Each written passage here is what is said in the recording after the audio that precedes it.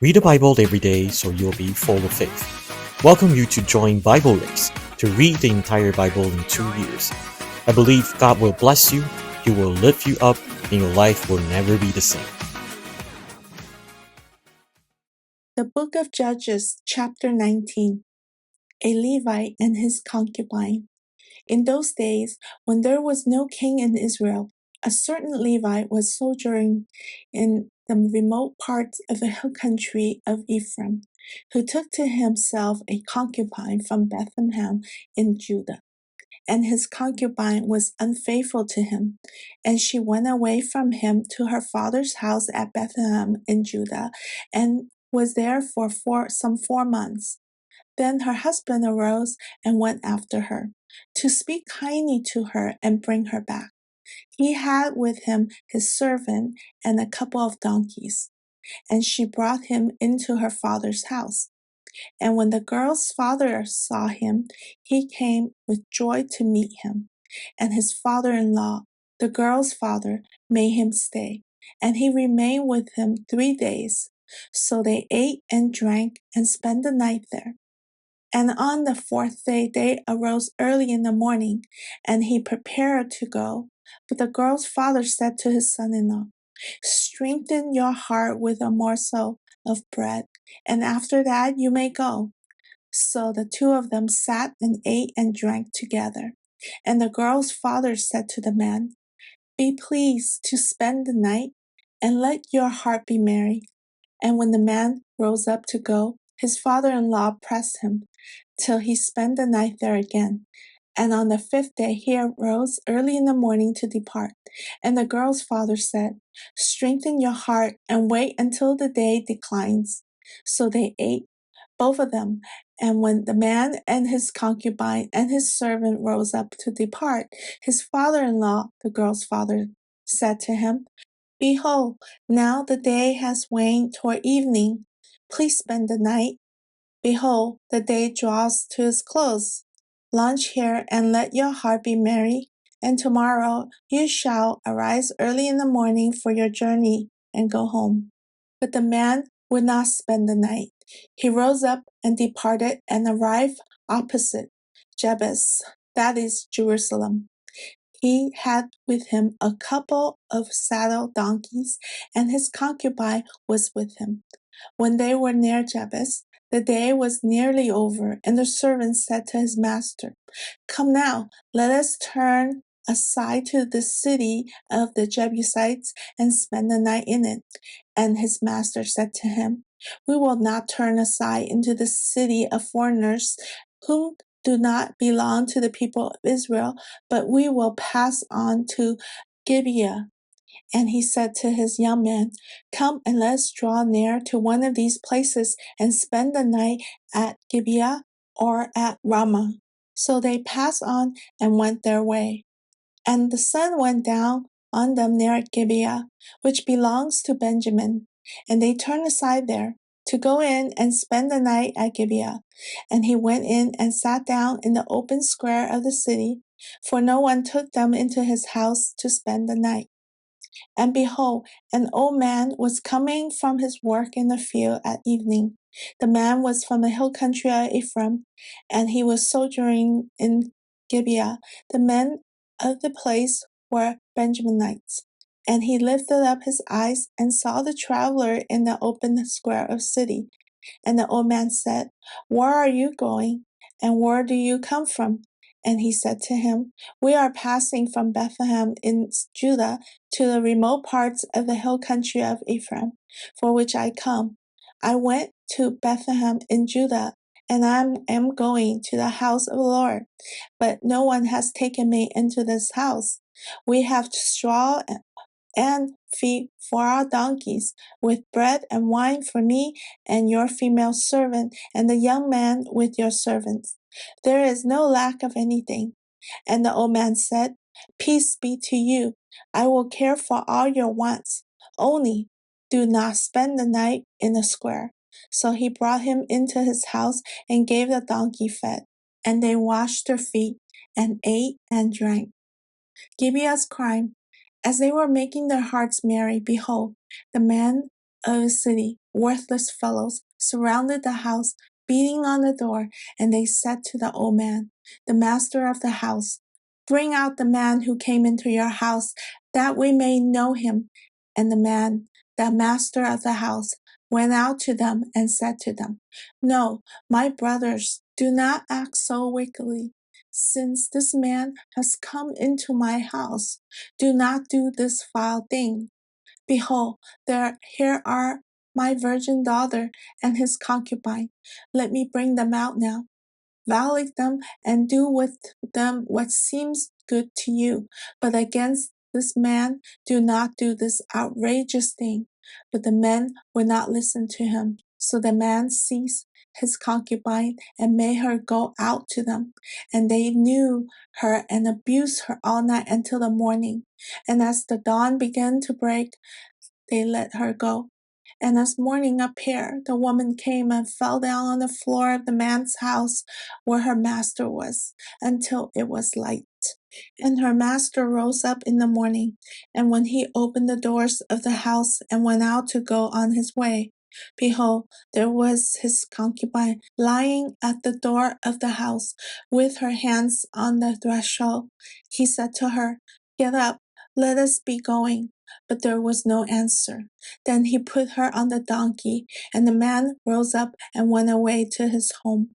And when he entered his house, he took a knife, and taking hold of his concubine, he divided her, limb by limb, into 12 pieces, and sent her throughout all the territory of Israel.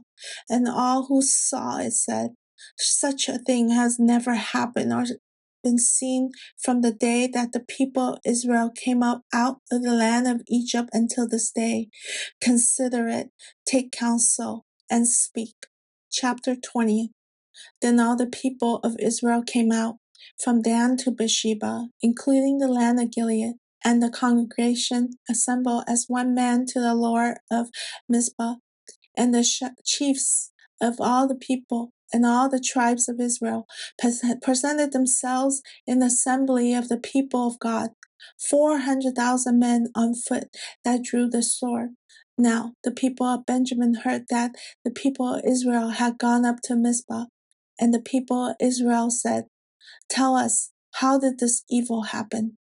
And the Levite, the husband of the woman who was murdered, answered and said, "I came to Gibeah that belongs to Benjamin, I and my concubine, to spend the night. And the leaders of Gibeah rose against me and surrounded the house against me by night. They meant to kill me, and they violated my concubine, and she is dead." So I took hold of my concubine and cut her in pieces and sent her throughout all the country of the inheritance of Israel, for they have committed abomination and outrage in Israel. Behold, you people of Israel, all of you, give your advice and counsel here. And all the people arose as one man, saying, "None of us will go to his tent, and none of us will return to his house. But now this is what we will do to Gibeah. We will go up against it by lot, and we will take 10 men of 100 throughout all the tribes of Israel, and 100 of 1,000, and 1,000 of 10,000, to bring provisions for the people, that when they come they may repay Gibeah of Benjamin for all the outrage that they have committed in Israel." So all the men of Israel gathered against the city, united as one man. And the tribes of Israel sent men throughout all the tribe of Benjamin, saying, "What evil is this that has taken place among you? Now therefore give up the men, the worthless fellows in Gibeah, that we may put them to death and purge evil from Israel." But the Benjamites would not listen to the voice of their brothers, the people of Israel. Then the people of Benjamin came together out of the cities to Gibeah to go out to battle against the people of Israel. And the people of Benjamin mustered out of their cities on that day 26,000 men who drew the sword, besides the inhabitants of Gibeah, who mustered 700 chosen men. Among all these were 700 chosen men who were left-handed. Everyone could sling a stone at a hare and not miss. And the men of Israel, apart from Benjamin, mustered 400,000 men who drew the sword. All these were men of war. The people of Israel arose and went up to Bethel and inquired of God, who shall go up first for us to fight against the people of Benjamin? And the Lord said, Judah shall go up first. Then the people of Israel rose in the morning and encamped against Gibeah. And the men of Israel went out to fight against Benjamin. And the men of Israel drew up the battle line against them at Gibeah. The people of Benjamin came out of Gibeah and destroyed on that day 22,000 men of the Israelites. But the men of Israel, took courage and again formed the battle line in the same place where they had formed it on the first day. And the people of Israel went up and wept before the Lord until the evening. And they inquired of the Lord, shall we again draw near to fight against our brothers, the people of Benjamin? And the Lord said, go up against them. So the people of Israel came near against the people of Benjamin on the second day. And Benjamin went against them out of Gibeah the second day, and destroyed 18,000 men of the people of Israel. All these were men who drew the sword. Then all the people of Israel, the whole army, went up and came to Bethel and wept. They sat there before the Lord and fasted that day until evening, and offered burnt offerings and peace offering before the Lord. And the people of Israel inquired of the Lord, for the ark of the covenant of God was there in those days. And Phinehas, son of Eleazar, son of Aaron, ministered before it in those days, saying, shall we go out once more to battle against our brothers, the people of Benjamin, or shall we cease? And the Lord said, go up, for tomorrow I will give them into your hand.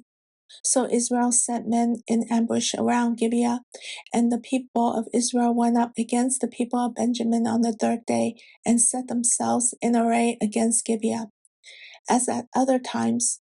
And the people of Benjamin went out against the people and were drawn away from the city. As the other times they began to strike and kill some of the people in the highways, one of which goes up to Bethel and the other to Gibeah, and in the open country, about 30 men of Israel. And the people of Benjamin said, they are routed before us, as at the first. But the people of Israel said, let us flee and draw them away from the city to the highways.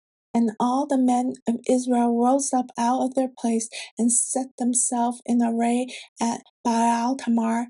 And the men of Israel who were in ambush rushed out of their place from Barai Gibeah, and there came against Gibeah 10,000 chosen men out of all Israel.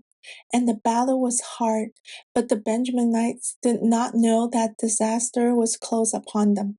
And the Lord defeated Benjamin before Israel. And the people of Israel destroyed 25,100 men of Benjamin that day. All these were men who drew the sword. So the people of Benjamin saw that they were defeated. The men of Israel gave ground to Benjamin, because they trusted the men in ambush whom they had set against Gibeah. Then the men in ambush hurried and rushed against Gibeah. The men in ambush moved out and struck all the city with the edge of the sword.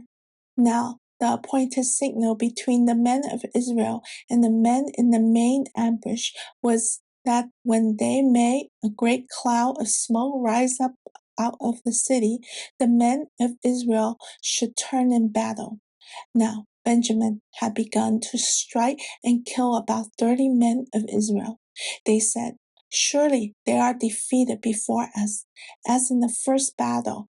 But when the signal began to rise out of the city in a column of smoke, the Benjaminites looked behind them, and behold, the whole of the city went up in smoke to heaven. Then the men of Israel turned, and the men of Benjamin were dismayed, for they saw that this disaster was close upon them. Therefore they turned their backs before the men of Israel in the direction of the wilderness. But the battle overtook them, and those who came out of the cities were destroying them in their midst. Surrounding the Benjaminites, they pursued them and trod them down from Noha as far as opposite Gibeah on the east. 18,000 men of Benjamin fell, all of them men of valor, and they turned and flee toward the wilderness to the rock of Ramon. 5,000 men of them were cut down the highways, and they were pursued hard to Gadam, and 2,000 men of them were struck down. So all who fell that day of Benjamin were 25,000 men who drew the sword, all of them men of valor. But 600 men turned and fled toward the wilderness to the rock of Ramon, and remained at the rock of Ramon 4 months. And the men of Israel turned back against the people of Benjamin and struck them with the edge of the sword, the city, men and beasts, and all that they found, and all the towns that they found, they set on fire. Chapter 21. Wives provided for the tribe of Benjamin.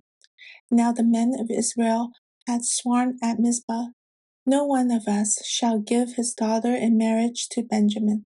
And the people came to Bethel and sat there until evening before God. And they lifted up their voices and wept bitterly.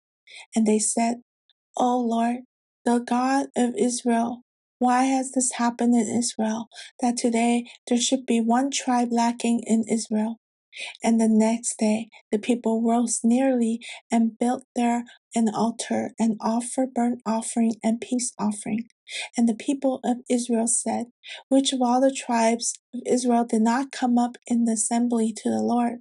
For they have taken a great oath concerning him who did not come up to the Lord to Mizpah, saying, he shall surely be put to death. And the people of Israel had compassion for Benjamin, their brother, and said, one tribe is cut off from Israel this day.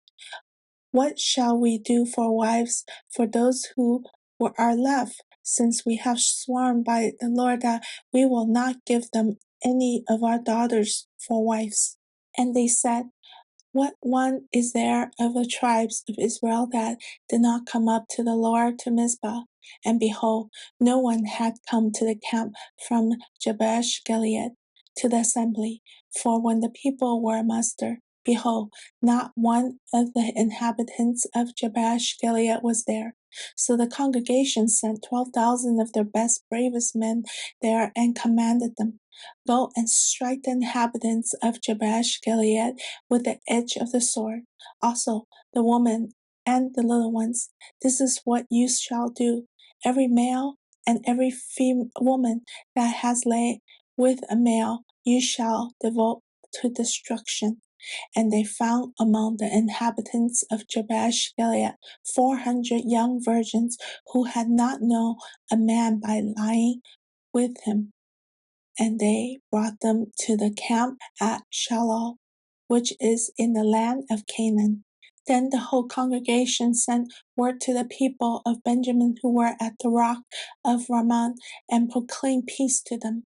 And Benjamin returned at that time. And they gave them the woman who they had saved alive of the woman of Jabesh Gilead, but they were not enough of them. And the people had compassion on Benjamin because the Lord had made a breach in the tribes of Israel. Then the elders of the congregation said, what shall we do for wives for those who are left, since the women are destroyed out of Benjamin? And they said, there must be an inheritance for the survivors of Benjamin, that a tribe not be blotted out from Israel.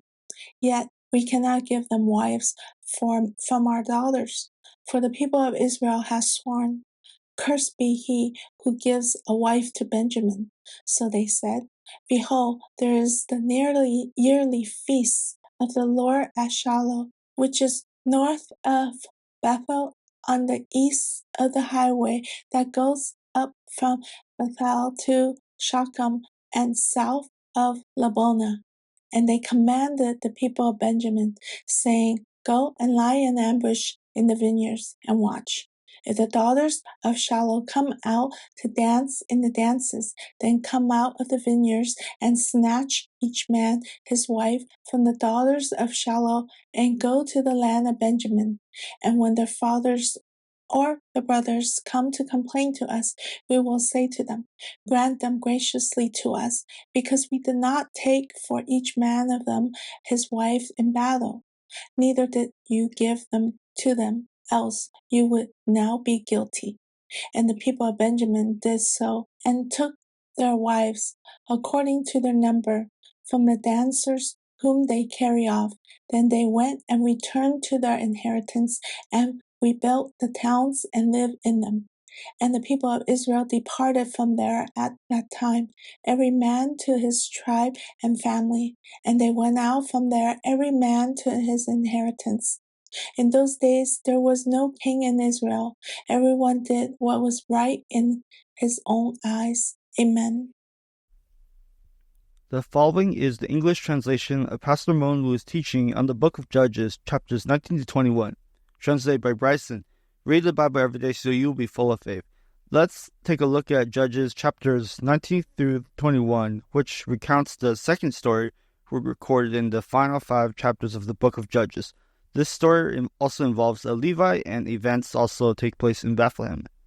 Chapter 19 narrates the story of a Levite and his concubine. During this time period, it was common for Levites to have both wives and concubines. The concubine in question did not commit adultery because the Levite wanted to bring her back. It's likely that the couple had some sort of argument or conflict. During their conflict, the Levite's father-in-law repeatedly insisted that they stay longer, causing delays in their journey. Consequently, they ended up staying in Gibeah, which belongs to the tribe of Benjamin. The Levite and his concubine avoided staying in Jebus, Jerusalem, and sought refuge in a place where they thought they would be among fellow Israelites. However, when they reached Gibeah, no one offered them hospitality. This lack of hospitality highlighted the indifference of the people toward the Levite. This is actually similar to what is seen in some churches today, where people might not commit grave sins like greed or immorality, but they exhibit a lack of compassion and hospitality toward others. It turns out that only an elderly man from Ephraim, who was residing in Gibeah, came over and asked them about their situation, and eventually offered them a place to stay. Verse 16, And behold, an old man was coming from his work in the field at evening. The man was from the hill country of Ephraim, and he was sojourning in Gibeah. The men of the place were Benjamites. And he lifted up his eyes and saw the traveler in the open square of the city. And the old man said, Where are you going, and where do you come from? But something happened later while they were living in the old man's house. Verse 22, As they were making their hearts merry, behold, the men of the city, worthless fellows, surrounded the house, beating on the door. They demanded to have sexual relations with the Levite. These were residents of Gibeah who were supposed to be God's chosen people from the tribe of Judah. But there were still worthless fellows from among these people. Dear family, this narrative does not take place in Sodom or Gomorrah, but among God's own people. They committed acts as grievous as seeking relations with someone of the same sex, and the victim was going to be a Levite. The Levite responded, No, my brothers, do not act so wickedly. Since this man has come into my house, do not do this foul thing. Behold, here are my virgin daughter and his concubine. Dear family, this distinction between right and wrong has become blurred. Violent insult is no longer considered vile or defiling. Only the same-sex act is seen as vile. Dear family, regardless of whether it involves different sexes or the same sex, anything outside God's will and truth is sin. Do not think that as long as, it's between different sexes, so it's not as bad. If it is not according to God's will, it incurs more of God's wrath.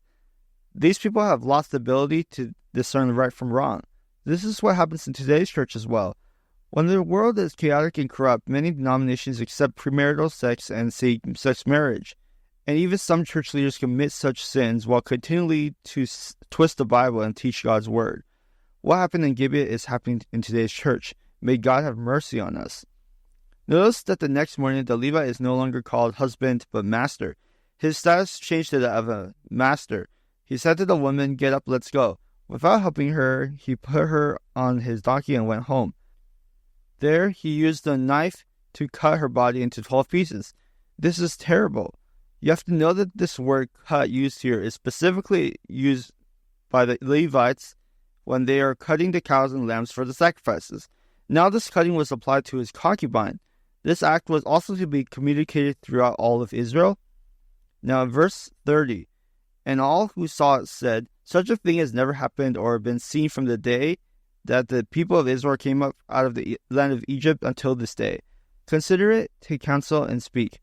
Dear family, this is really repulsive. The Levites use religious methods to commit an evil act. In the confusion of boundaries between men and women, he did not mention his own faults, but only said, "How could such a terrible thing happen among us Israelites?" Using religion and human self-righteousness, he stirred up people's flesh and anger. What the Levite did then is happening in today's church as well. For the sake of righteousness, for our rights, for the lives of some people who seem undervalued, we make a big deal out of it, causing many conflicts within the church and denominations. We aim to condemn such evil and speak up for God's righteousness. But did God speak here? In chapter 19, you don't see God speaking. By chapter 20, all the other tribes were stirred up as well. It's terrifying. See, these people who are not following God's will want to speak for God. We need to read chapters 20 and 21 carefully. In chapter 20, they prayed, and it seemed like God spoke and guided them. But let's look closer. Was it really God leading them to such an outcome?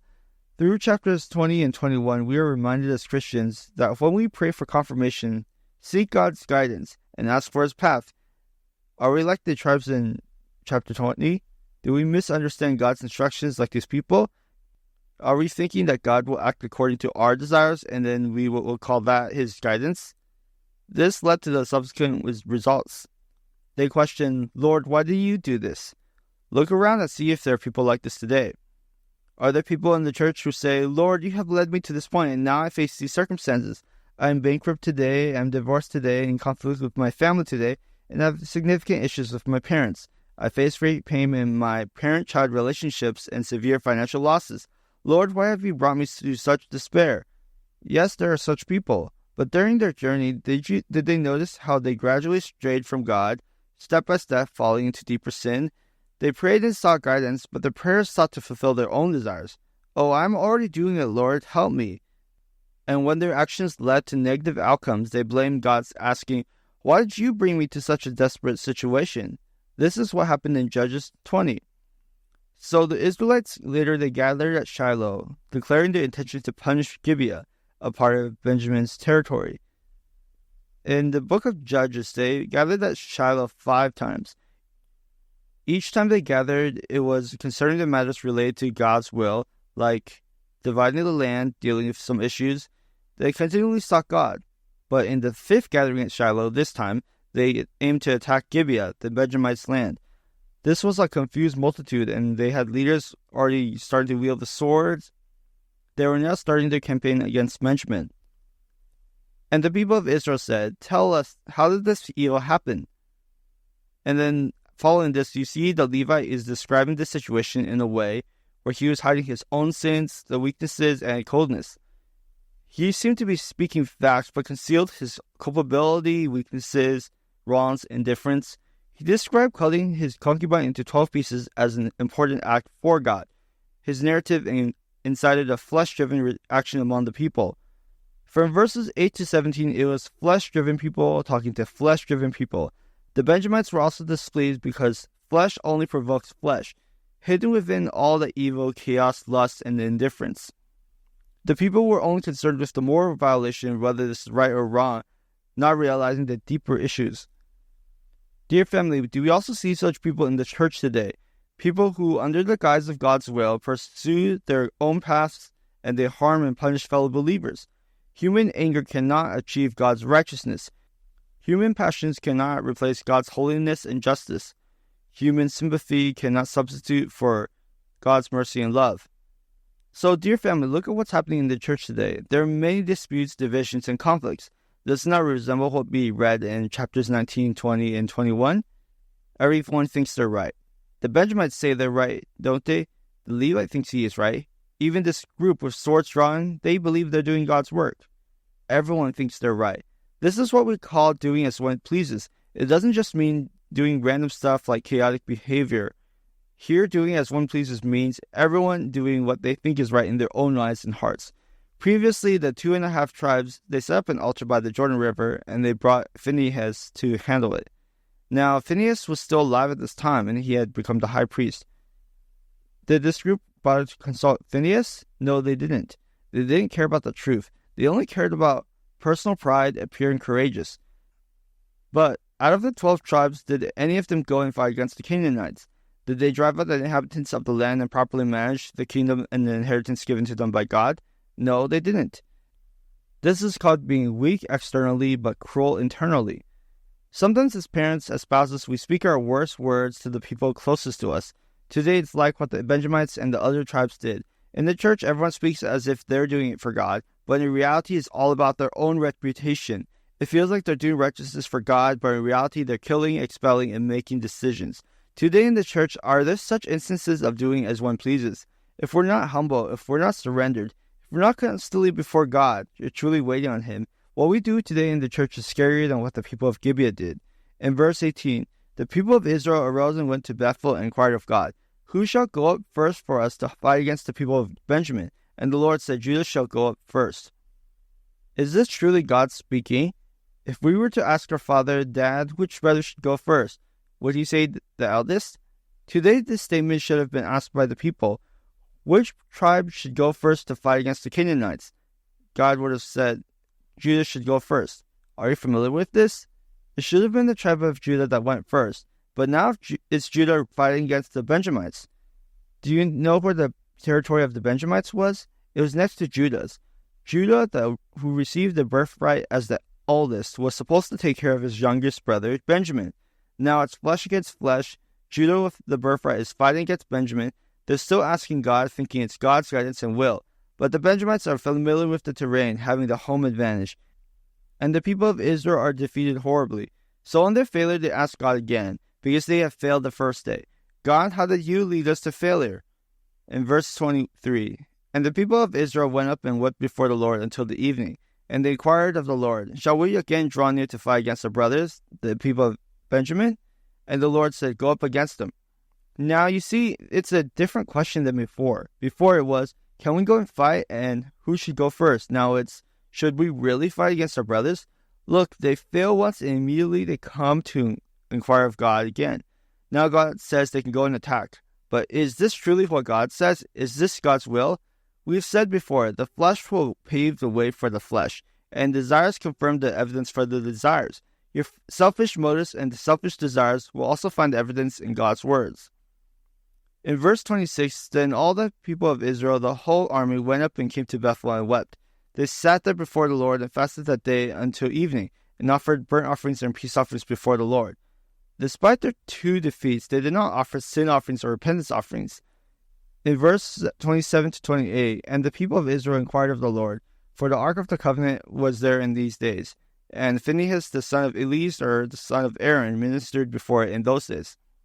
Only now do they consult Phinehas, saying, shall we go out once more to battle against our brothers, the people of Benjamin, or shall we cease? Finally they considered whether they should actually fight. And the Lord said, go up, for tomorrow I will give them into your hand. With Phinehas' presence, seeking the Lord again, and offering sacrifices and fasting, it seemed that now this is the guidance from God. Dear family, this was God's permission and allowance, not His promise. Their fleshly motives and anger led to their initial 2 failures. When the Israelites gathered their forces again, it wasn't out of concern for the Levite, but driven by their anger. Their resolve to fight was filled by fleshly emotions, and their hesitation was also due to their flesh. Neither action was aligned with God's will. God allowed their failures, which resulted in 40,000 who died. God permits the consequences of each side's actions to unfold. Similarly for the Benjamites as well. So we see in verse 36 to 37, it talks about the results of the battle. The Benjamites originally thought they were going to overwhelm the rest of Israel, but over 25,000 Benjamites were killed as well. Also in verse 47 to 48, but 600 men turned and fled toward the wilderness, toward the rock of Rimmon, and remained at the rock of Rimmon 4 months. Eventually, these people died there as well. This is a terrible thing. People's flesh can get so big to the point that their anger cannot align with God's will. Indeed, by the end of chapter 21, look at what they were saying. From verses 1 to 4, the Israelites at Mizpah, before going to battle, had declared that they would not give their daughters to the Benjamites as wives. Now, after killing all the Benjamites, they regretted it. Look at verse 3. What are they saying?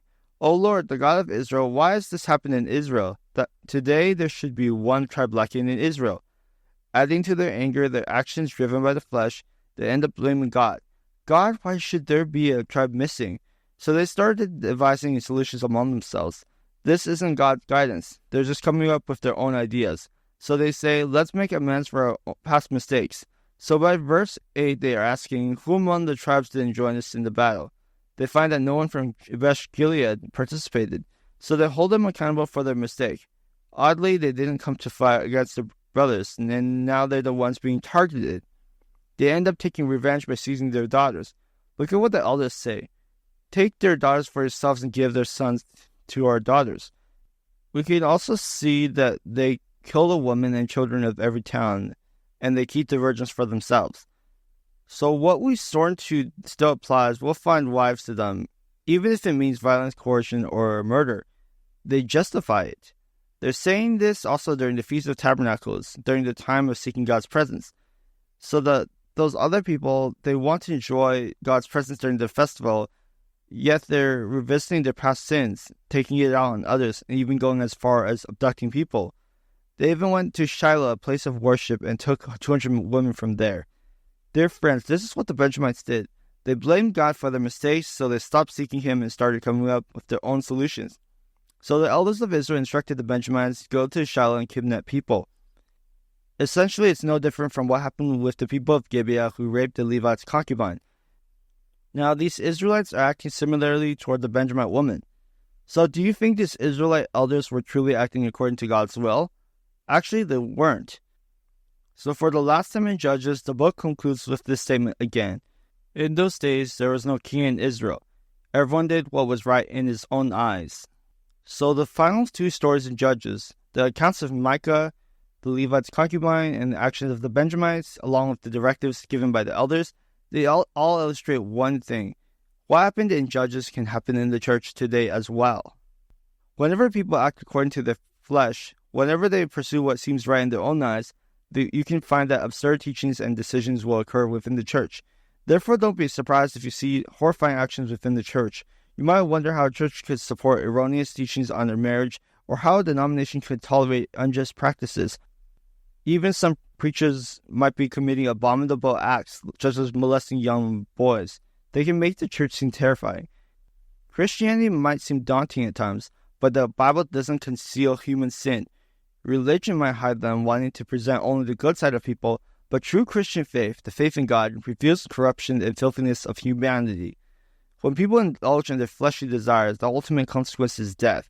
So unless you worship and honor God, unless you thoroughly put to death your old self and your fleshly desires, then you might end up with the case where the events in Judges 17 regarding Micah and in Judges 19 to 21 regarding the Levite's concubine, the Benjamites' violence and the abduction of the woman from Shiloh can all reoccur in today's church. When people act according to their own views, doing what they consider right without following the Bible, seeking God's will, or recognizing the danger of the flesh, these issues can resurface. Many believe that because they have faith, are baptized, and have been in the church for many years, they understand and know everything. This mentality has led to the harm and killing of many of God's people and the damage of His church. God will certainly judge and manage these issues in the end times. Dear family, our prayer should be for God not to leave us to our own devices. Even if we have been Christians for many years, we need God's illumination to restrain our tongues and crucify our old selves and fleshly desires. We should live under the governance of a king who constantly guides and controls us. Some might think that living such a restrained Christian life is exhausting, but consider the decisions made by the Israelite elders. The moment we believe we are sufficient, able, and stable, familiar with the Bible, familiar with church activities and services and conferences and so on, we are on the path of self-rule. May God have mercy on us. Though the time of the judges was chaotic and terrible, God was preparing a family, the family of Ruth. Through Ruth's absolute obedience and desire for God, a family emerged. producing Jesse, who fathered David. In the most chaotic time, God prepares for his people a king after his own heart. Therefore, let us be determined to seek and love God more, especially in the increasingly chaotic times. God will raise a vessel according to his heart within our families, and in the end times, he will draw more brides to him, to love, worship, seek, and follow God. Amen.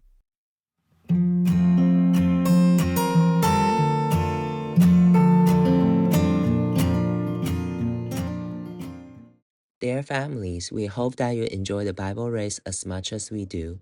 If you are willing to volunteer to translate the original Chinese teaching into English or assist with video editing, please email service@360sunrise.com. Thank you.